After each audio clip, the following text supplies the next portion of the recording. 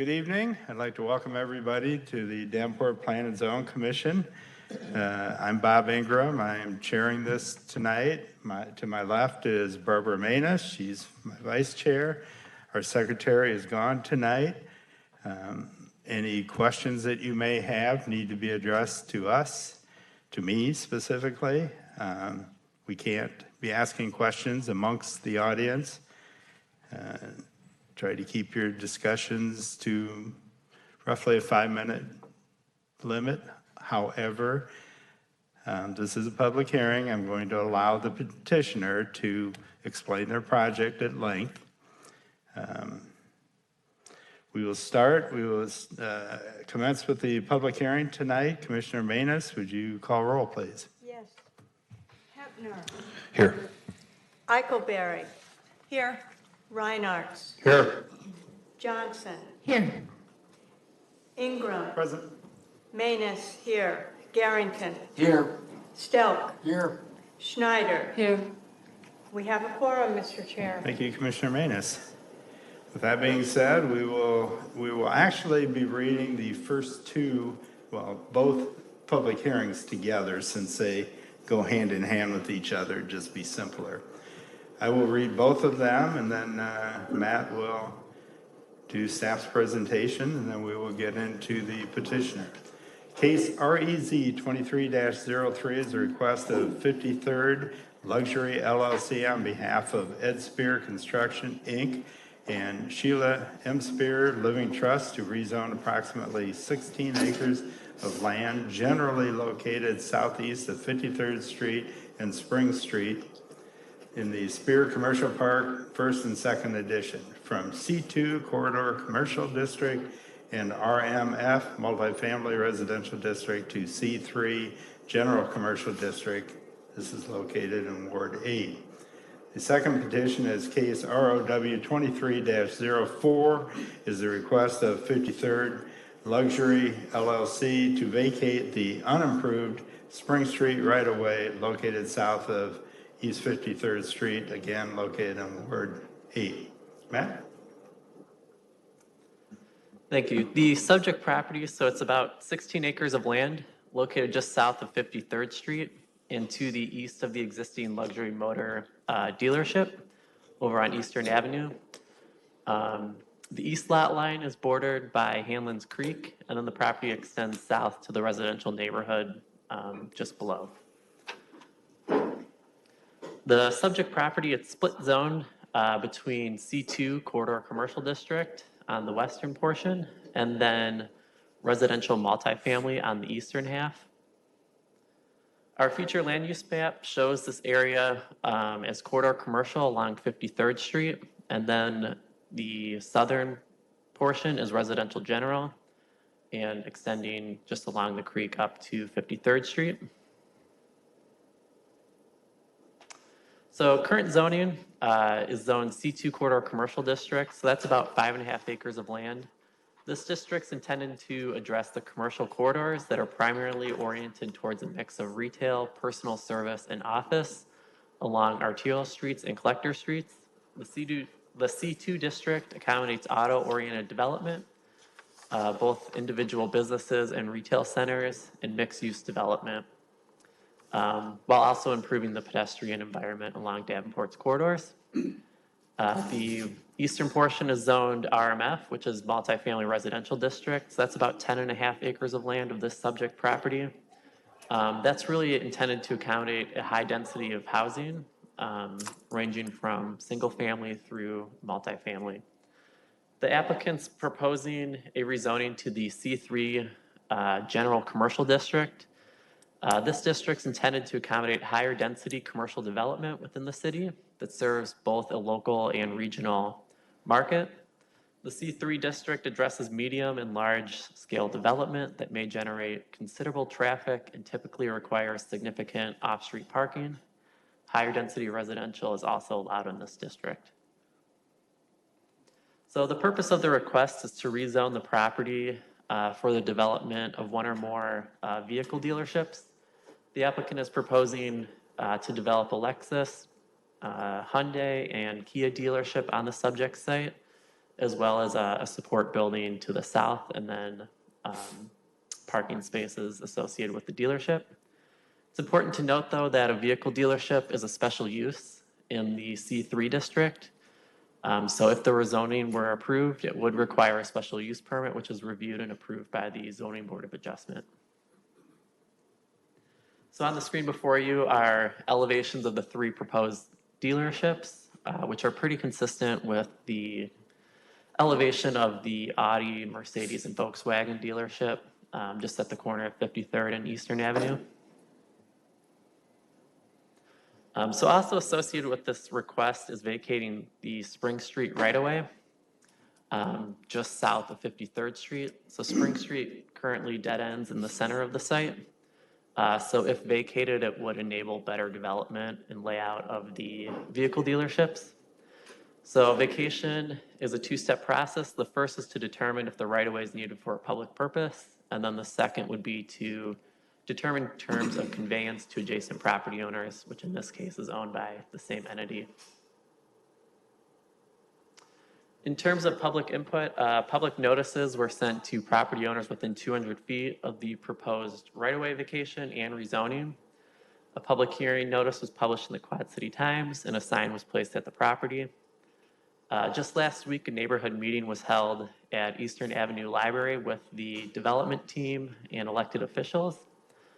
There were about 12 members of the public that were in attendance, many of whom live in the neighborhood just to the south. So various topics were discussed, including the development of the site for the car dealerships and how those might operate, the site layout, traffic and access points onto 53rd Street, site lighting, landscaping and buffering to the adjacent neighborhoods, stormwater management, and then potential development options for the portion furthest south in that lot. So a formal staff recommendation will be provided for both the rezoning and the right-of-way vacation at the September 5th Plan and Zone Commission meeting. Thank you, Matt. Commissioners, any questions at this point? Seeing none? I was going to ask one. Commissioner Maynes, go ahead. Matt, is it accurate that requiring the special use permit would actually allow some site-specific design considerations to be imposed on this project? Yes, the Zoning Board of Adjustment can impose conditions on the development of a car dealership there. Okay. And would this not be allowed in the C2 district? Vehicle dealership is not allowed in the C2 district. The C3 district would be the lowest intensity commercial district that would allow for a vehicle dealership with outdoor storage. Okay, thank you. Thank you, Commissioner Maynes. Any other questions? Seeing none, would the petitioner like to step forward, introduce yourself, and give your presentation?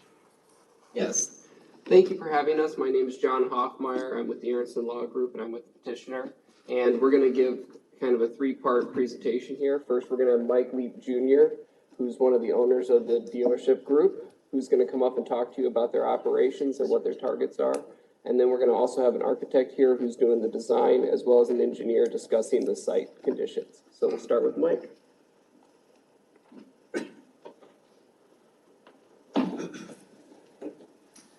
Hi, thanks for having us here. My name is Mike Leap Jr. I'm the president of the Gerleap Automotive family. We're a family business founded in 1977 in South Bend, Indiana. And we've been in the Quad City since 2007 when we purchased, at the time, the Lujack Automotive Group. We've continued to be good friends with the Pullman family and the Lujack family. As a matter of fact, my dad was a pallbearer at Johnny Lujack's funeral just a few weeks ago. So we have a real affinity for this community and proud of what we do here. You know, even though I personally live in South Bend, we have a real presence in this community, and part of our company culture is we're a company that gives back to the communities that we do business in. If you don't mind, if I just hand this to you, maybe kind of pass these. Oops, go here. Yeah. We produce it. Anyway, we produce an annual giving report that just talks about the work that we do in the communities that we do business in. Last year, our company donated over $3.5 million back into the communities that we do business in. And Iowa is actually our largest region that we do business in. It's larger than our hometown business now. So currently, actually, our operations here in Iowa, obviously the stores that we're talking about here, we have the Honda store, we have the Kia store, we have a Hyundai store, the Lexus store.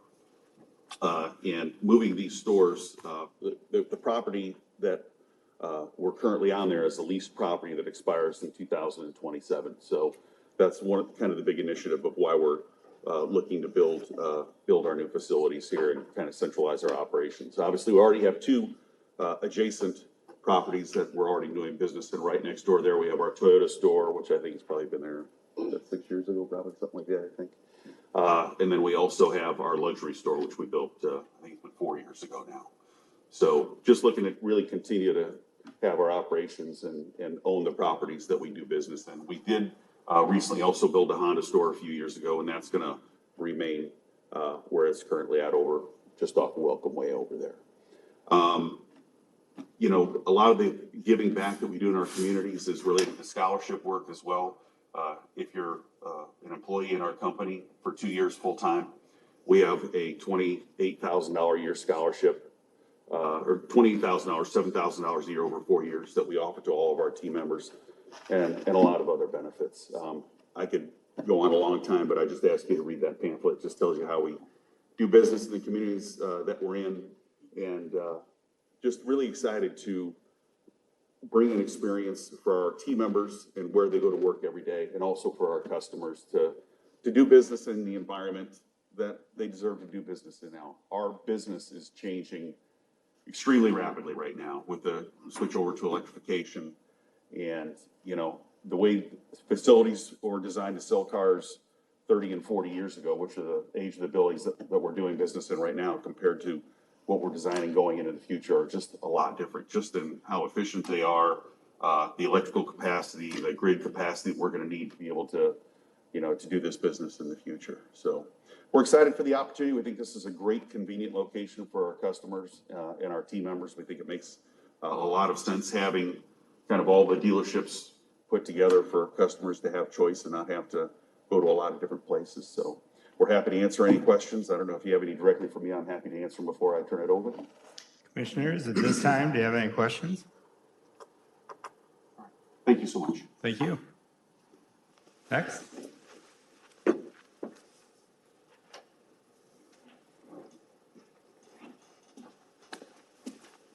I get to bring the pretty pictures.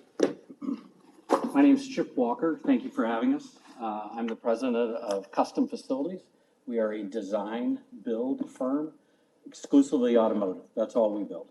So some of this I think you've already seen, but I wanted to walk through a few things and then a little bit about how the process works. I don't know if you can see this, kind of, sort of, maybe. That's the overall site plan. That is basically where the buildings, we would like to see them, and then the support buildings in the back. I know that was part of your packages. So we're required to meet certain design criteria and image programs for each manufacturer. So I also brought a book called a DID book that I'm going to leave with you. And it talks about how we have to design and build the buildings. So at the end of the day, a Lexus store looks like Lexus, a Kia store looks like Kia, and so on. But they're very specific as to the design protocol, the building materials, those kinds of things, most of which you're familiar with because it's very common in the automotive business. So not only do we need to make you all happy, but we also have to make the manufacturer happy, and we try and do a good job in doing that.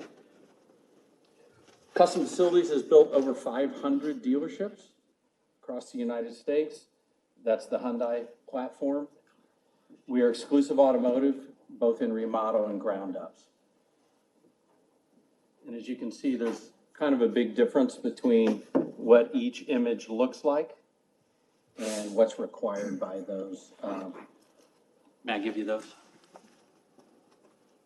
So the book goes into a great detail, all the way down to furniture, paint palettes, building materials, finishes, colors, floor tile, lighting, furniture, and everything is required to be a certain way based on customer touch experience and how the customers are moved through the dealerships. So it's very important that it's a welcoming environment. I can't say enough nice things about the Leet family. I've been lucky enough to do several different projects for them.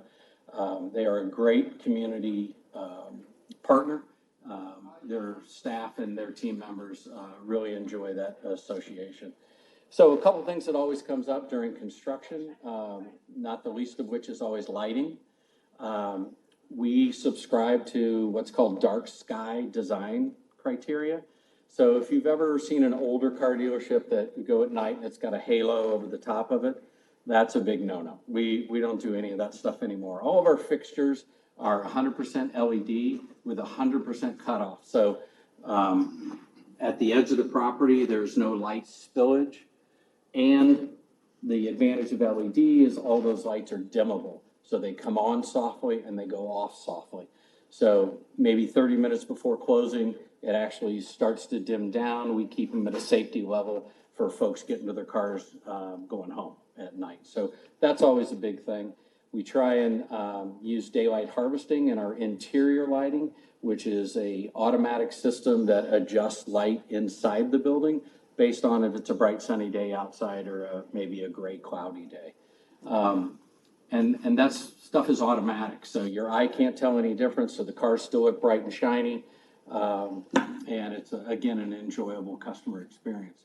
I'm happy to answer any questions about building materials, design, how the timeline works, that kind of thing.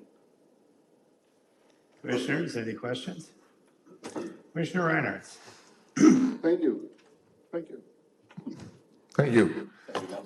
Do your facilities utilize PA systems, or are they all cell phone to contact sales guys? Great question. External paging is kind of a thing of the past in car dealerships, and usually a very bad neighborly thing.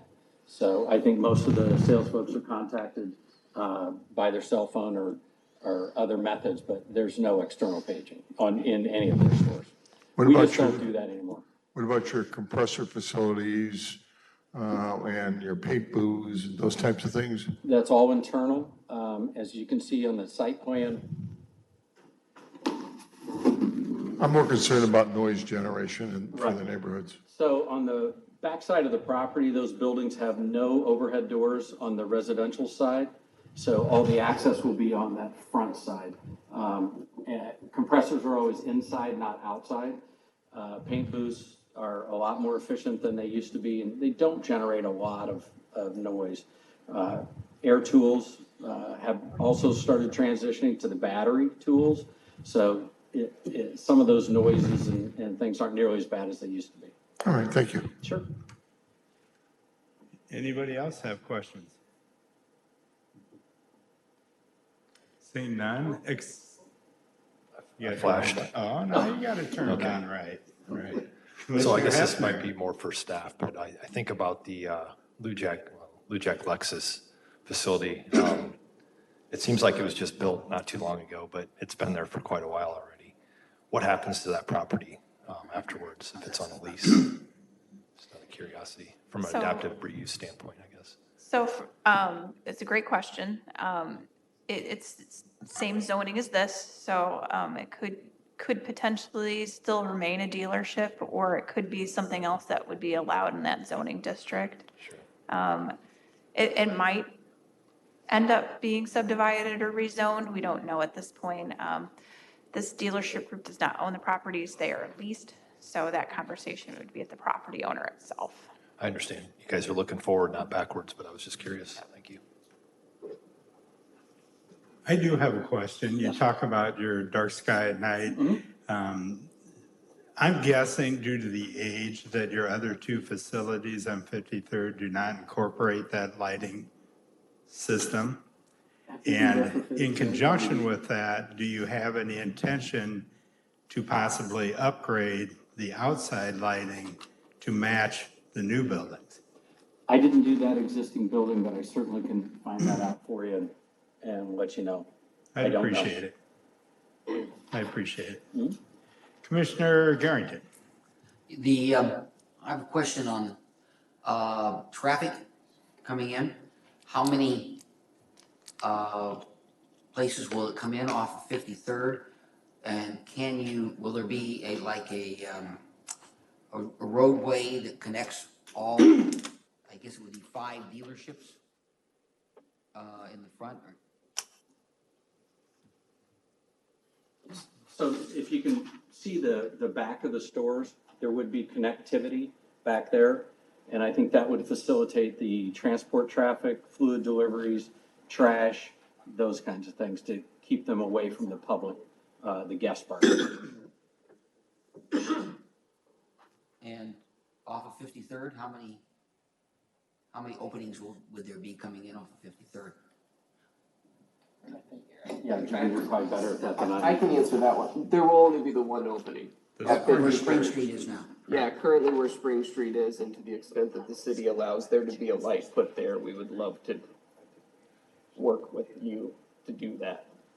So if I'm going to visit all 5 dealerships, I have to go out and come back in again, or can I actually drive through and see all 5 at the same time? So, yeah, all 4 of them all of those lots are connected to each other. It's actually 4 because Toyota's on the other side. That's right, I'm sorry. Except for that's what I was gonna say, except the Sorry. Toyota one, which is on the other side of a road, and we are not asking to vacate that right of way. Oh. Yeah, okay, yes, I was just concerned about traffic flow. Yep, they're all connected, so there's really 2 entrances to the property that would be there. One would be Spring Street, and then also, I can't remember Eastern Eastern Avenue. Avenue. There's a single entrance off Eastern Avenue right now to the luxury building, and that would remain there. It's right in, right out. And then that takes care of really the north part of what's vacated. What about the south part?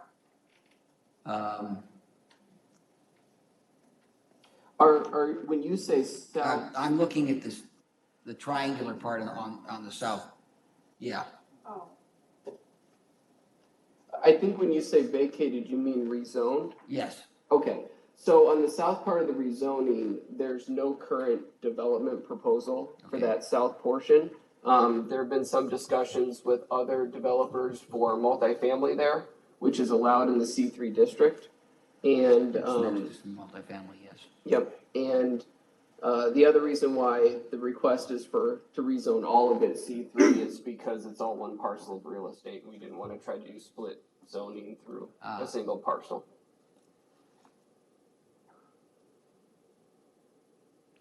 Thank you. Commissioner Schneider. So what, if any, impact do you see on the neighborhood housing?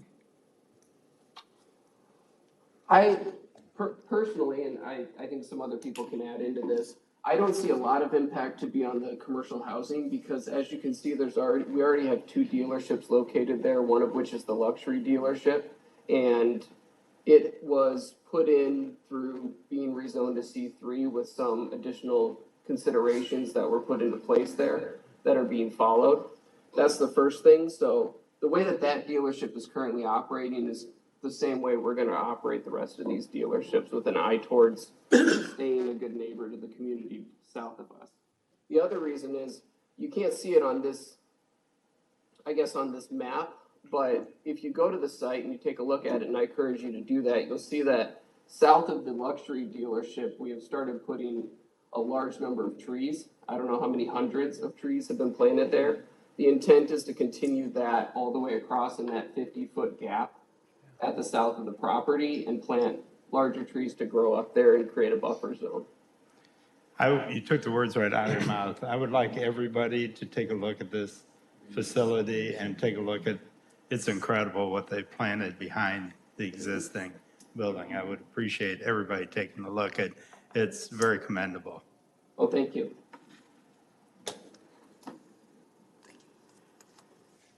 Commissioner Reinhardt. Thank you again. Along the lines of traffic, knowing how busy 53rd is and knowing that there's going to be car delivery semis, is there any thought as to putting in an extra, like, turning lane or indenting so that your trucks can come in and not create traffic problems while they're making deliveries? Yeah, I think we're open to talking about that for sure. And then, yeah. If it goes as well as you're hoping it goes, you're gonna have a lot of trucks coming and going, bringing in vehicles. So I'm trying to think about having the least amount of impact on traffic flow. Every single one of our dealerships is designed with an unload area that's on dealership property. Okay, Unfortunately, we're not the ones driving the trucks. Correct. So when they come, a lot of times, they have specific, when they have the bill of lading, there's always delivery notes of where they're supposed to unload. There's always different drivers, so it's really not in our control. But as we're designing these facilities, I mean, they're all designed with wide lanes and radiuses where the trucks can, we have designated areas to be able to do that. I'm just thinking about if we had multiple trucks making deliveries, Yeah. how are we gonna stack them up? We'll have plenty of room. Making a right-hand turn into Spring Street or are they gonna come in the back way off of Eastern? Yeah. Can they, I'm just looking for a normal flow of traffic so we don't have a lot of congestion on Yeah. 53rd. Chip, do you think that mostly they'll be coming off Eastern through the back, or do you think they'll come forward and you'll zoom around there? Well, to your point, they don't own those or control those, so we give them guidelines. But I think the service vehicles, so your transports that'll deliver inventory, your fluid deliveries for oil and those kinds of things, trash pickup. And then the nice thing about the parts support is those come in the middle of the night. So they don't mix with that traffic, but I think everything we can do to bring them in on the backside of the dealerships and segregate that pedestrian guest traffic from the service traffic is very desirable. So And we made allowances for Coming it. from Eastern. Yeah. There is room to come in. there off is room, so Eastern. you could actually come in both ways, 53rd or Eastern Oh, yeah. if you chose to. Yeah. Because they don't want to make tight turns either. They want to do a nice right. in, unload, and kind of go out easily. I've seen a couple guys trying to go into that Mercedes dealership and they just kind of block everything up. Yeah. All right, well, thank you very much. Along that line, I'd like to suggest that maybe staff could consider, since you have your own sign department, posting a sign or two along Eastern stating that that's not an unloading area for new vehicles, that they need to pull onto the property. I think I've seen this done elsewhere, and I think it would alleviate.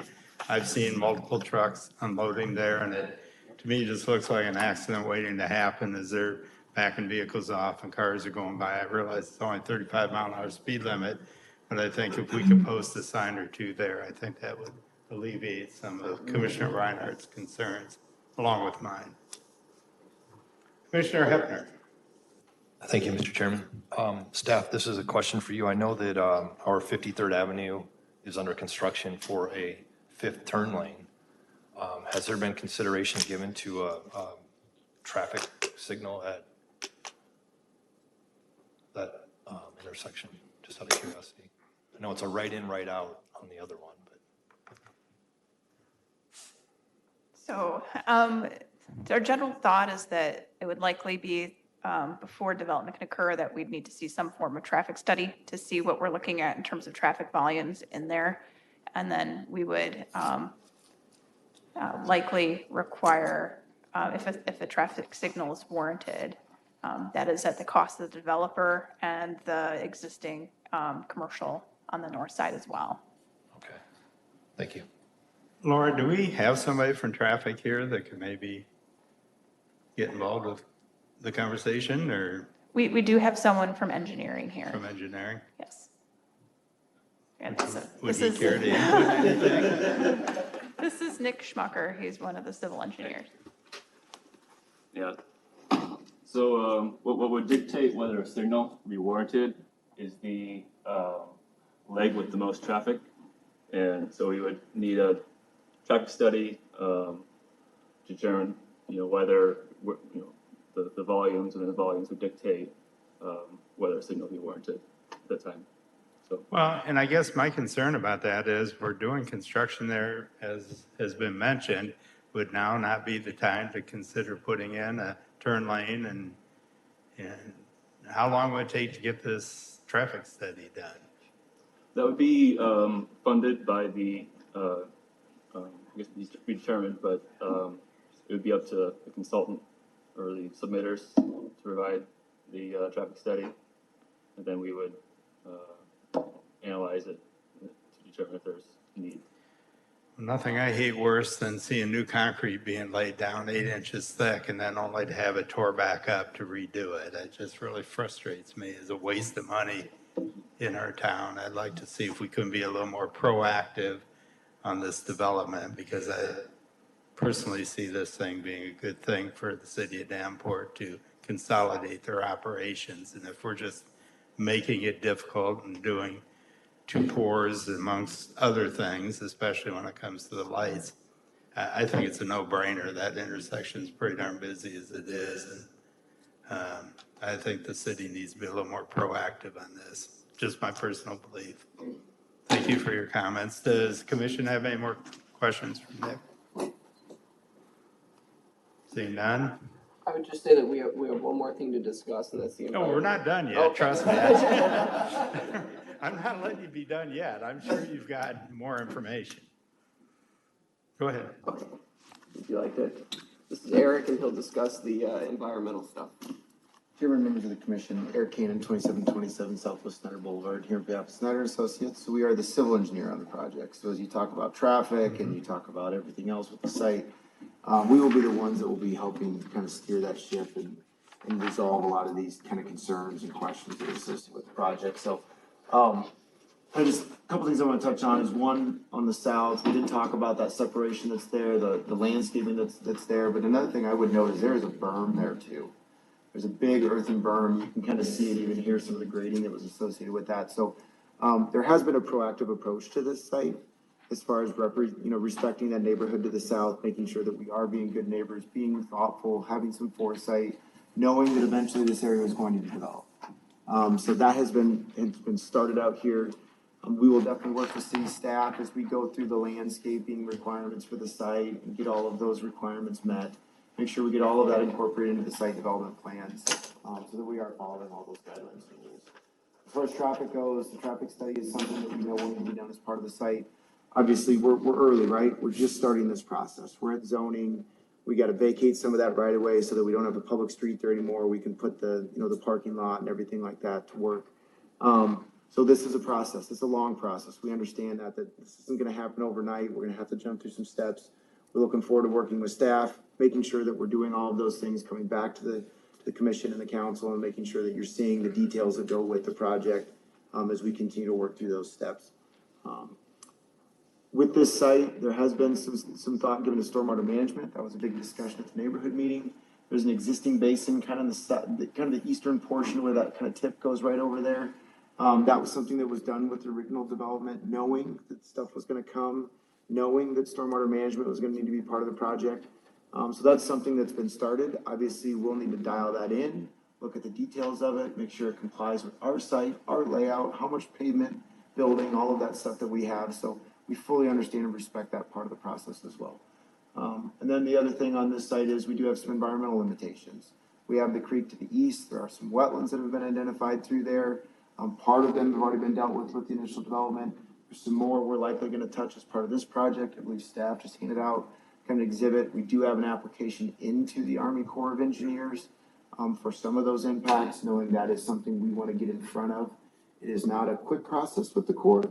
It does take some time, so we did start that back in May. Unfortunately, they are in a stay right now because of some Supreme Court rulings that came down recently on what wetlands actually are and how they get treated and how they get mitigated.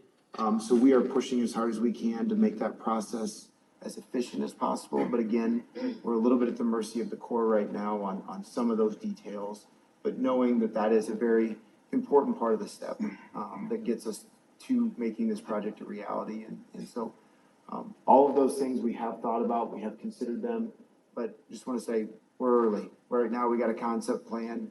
We want to make sure the zoning works, that obviously the city supports the project, and we will make sure we work through all of those steps with traffic, with grading, with landscaping, with stormwater, with with environmental, as we work through that approval process with everybody involved. Thank you. Commissioners, any questions? Guess you're off the hook. Like it. Would anybody else from the petitioners group care to step forward? I think our presentation is over. Okay, thank you. I appreciate your time. That being said, would anybody from the audience care to step forward to speak either in favor of or in opposition to this petition? If so, please step forward and identify yourself.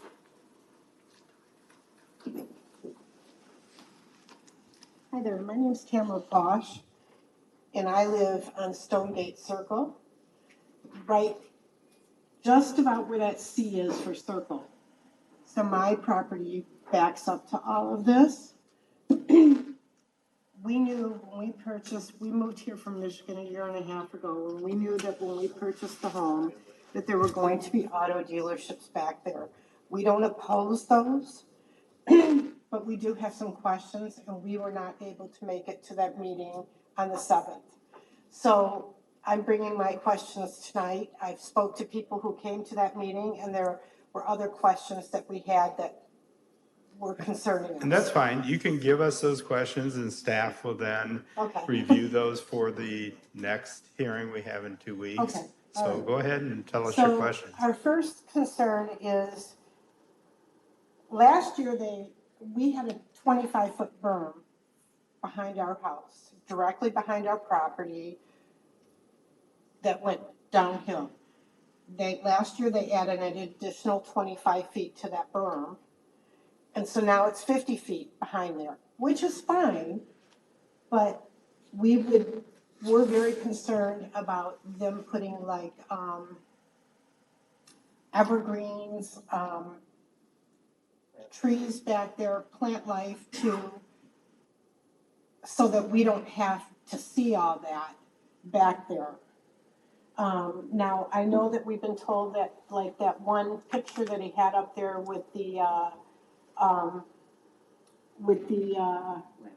car wash back there.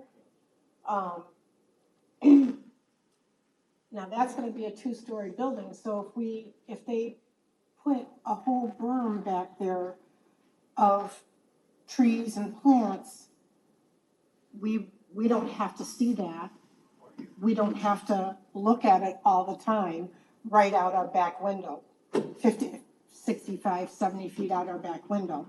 So that's what we're requesting. Now, as far as maintenance of it goes, the berm that they put in last year, the 25 feet, I've been fighting with City Hall, with the Public Works Department for the last 9 weeks to get that cut. The weeds back there on the second 25 that they put in last year are over 4 feet tall.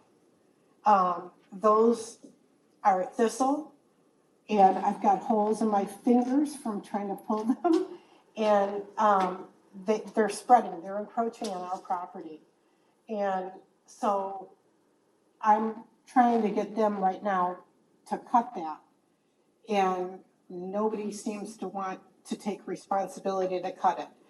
So my concern is once the dealerships are all put in, are they going to maintain it at that point? Because they're not now. And I'm not trying to be rude or mean about it. It's just a fact. They're not maintaining it. So that's a big concern of ours. He talked earlier, one of the gentlemen talked earlier about how quiet it is. I think you asked about air compressors. The dealership that is there right now, the Audi that's there now, has every Tuesday, year-round, has an air compressor that's run by a generator that pulls up into their back lot. That's all we hear all day Tuesday, every Tuesday. And it's not horribly loud, but it's loud enough that we hear it, and it's very annoying. So hopefully that's something that they can work on to fix that issue. And those are all the concerns I have, mainly the, putting trees or evergreens or something up on the berm was our biggest concern. Okay, thank you. Okay. Anybody else like to speak in either direction? I just had a quick question. You need to come to the podium and identify yourself, please. My name is Richard Bosch, 1800 Stonegate Circle. Our house is going to be directly behind the two-story building that is supposed to be the recon and administration building. Is there any opportunity to move that further to the east end where there is no residential right now? There's no residential at the east end of the property. They're currently going to be occupying space that's going to be directly behind 7 residential residents. And so I was just questioning if that's possible to have it relocated or moved down or something. Right now, I don't know what the grade level is going to be for this construction. We're going to be looking at a 2-story building in our backyard. That's one thing. But the secondary is those body shops and those noise concerns are our biggest concern right now. This is going to be right on the property line. And the gentleman did state also that all maintenance vehicles and traffic delivery vehicles will be done at the back of the lot. And then he also stated that will be done during the course of the night, so it won't affect the 53rd traffic. It will affect our properties and our residential area. That's it. Thank you. Thank you. Anybody else?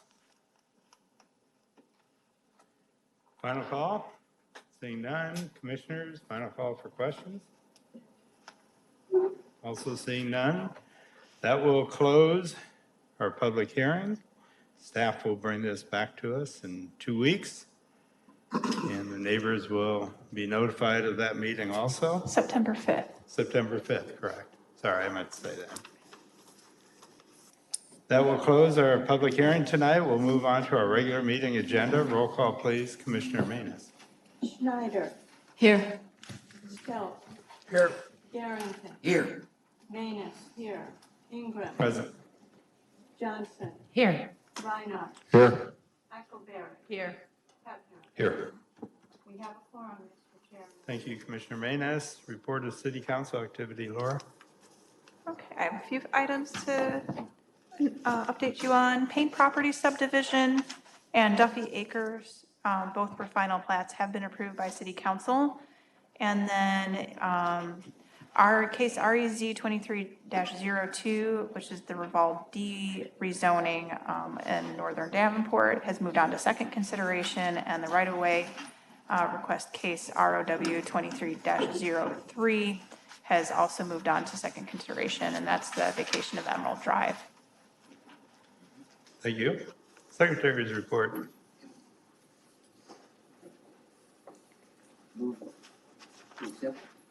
Second. Secretary's report's been moved and seconded as printed. All in favor, signify by aye. Aye. Opposed, same sign. It will stay as read. Report of comp plan. Anything going on, Laura?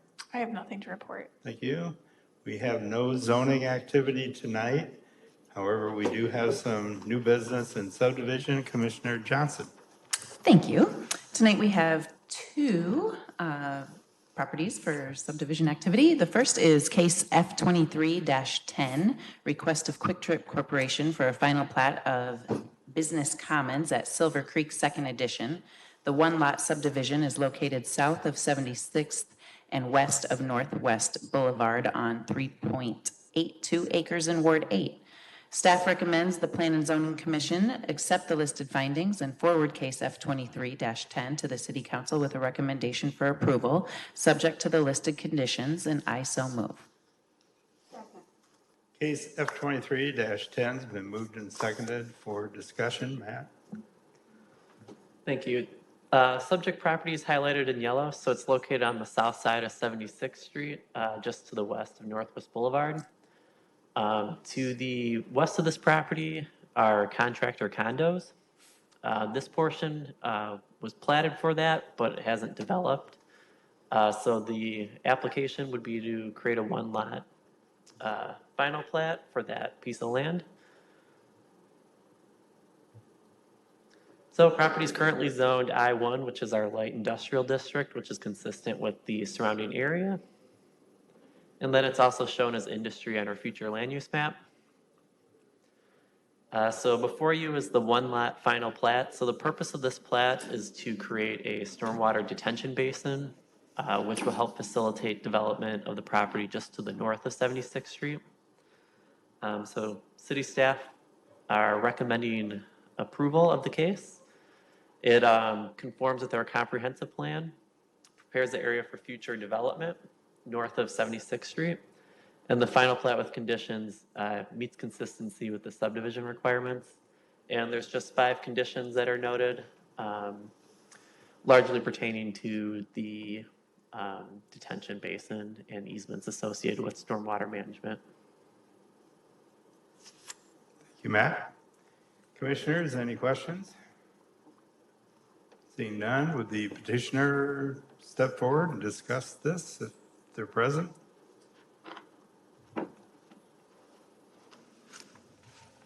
Hi, my name is Alec Fuller. I'm with McClure. I don't have a ton to discuss any further than what's already been said.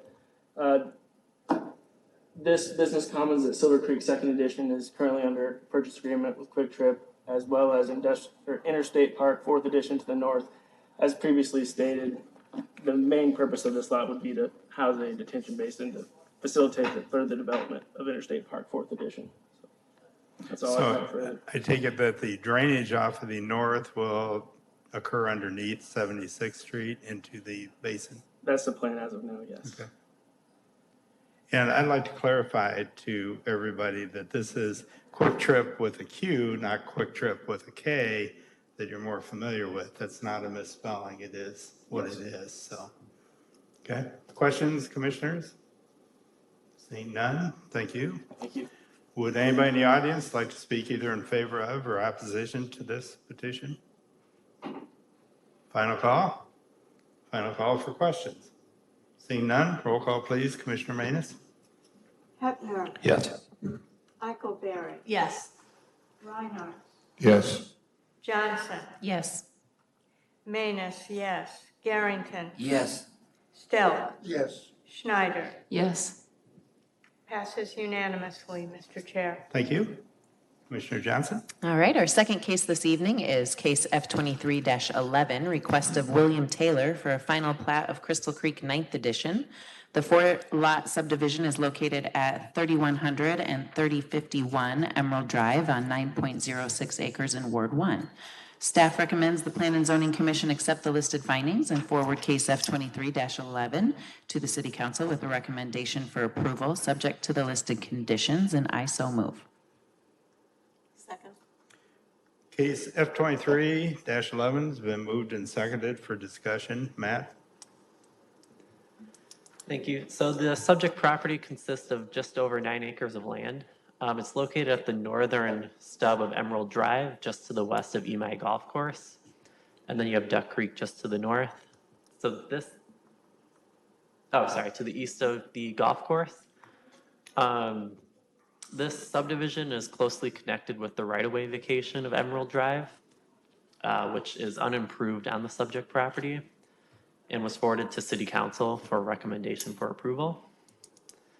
So the property is currently zoned R3, which is a single and 2-family residential district. And it's shown as Parks and Recreation in our future land use map. So the subdivision would create 4 residential lots on this piece of land. Each parcel would share a common driveway that would connect to the existing roadway stub of Emerald Drive. And they would share an access easement to get to each development site. The development of the homes would have private septic and well systems. So city staff is recommending approval of the final plat.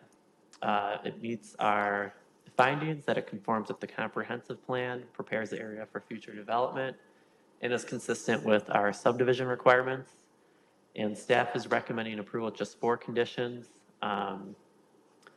The main concern being to add a note that no more than 4 lots shall be platted with this subdivision, and that any future subdivision creating additional lots shall require the dedication of public right-of-way and construction of public infrastructure.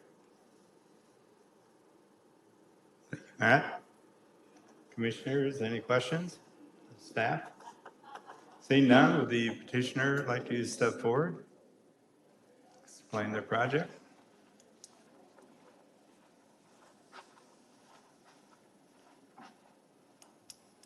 Good evening. I think I've been up here before a couple of times and discussed the situation or what we'd like to do here. If there's any questions, I'll see what I can do to help you get through it. Commissioners, any questions of the petitioner? I guess not. Oh, wait, Commissioner Manus. I was just wondering if you feel pretty confident that wells will be appropriate and meet the needs of these homes? I think they will, yes. We live out in the rural county now, and we're out in wells and so forth, so I'm confident what they have. And we're planning on building houses more towards the western side of the property, so the expense of running water and everything, water out there is quite high, so that's what we're looking at. Okay, you don't have any wells out there yet? No. Okay, okay. Well, good luck. Okay. Thank you. Thank you, Commissioner Manus. Any additional questions? Seeing none, thank you. Would anybody in the audience like to speak either in favor of or opposition to this petition? Final call? Seeing none, final call for questions. Seeing none, roll call please, Commissioner Manus. Schneider, Yes. Stelp, Yes. Garrington, Yes. Manus, yes. Johnson, Yes. Reinhardt, Yes. Eichelberry, Yes. Hepner. Yes. Passes, Mr. Chair, unanimous. Thank you, Commissioner Manus. That concludes your, That concludes the subdivision activity. thank you, Commissioner Johnson. We'll move on to future business. Anything? The 2 items that were before you for public hearing will be back on September 5th for consideration, and then I believe there'll be 1 final plat as well. Thank you. Communications, anybody? I don't know. I'm a little frustrated, Laura. I need some help from staff. I've reached out to our legal representative of Plan and Zone with some questions, and I'm receiving no response. Can you assist me in getting a hold of Mr. Heyer and have him return my calls? Yes, I can help that, or we can coordinate a meeting. Okay, that would be fine, either or. That's all I've got for communication. Any other business? Seeing none? Do we have a motion to adjourn? Motion to adjourn. Second. All in favor of adjournment, signify by aye. Aye. Opposed, same sign. Hearing none, we are adjourned. Thank you for your time. Please drive home safely.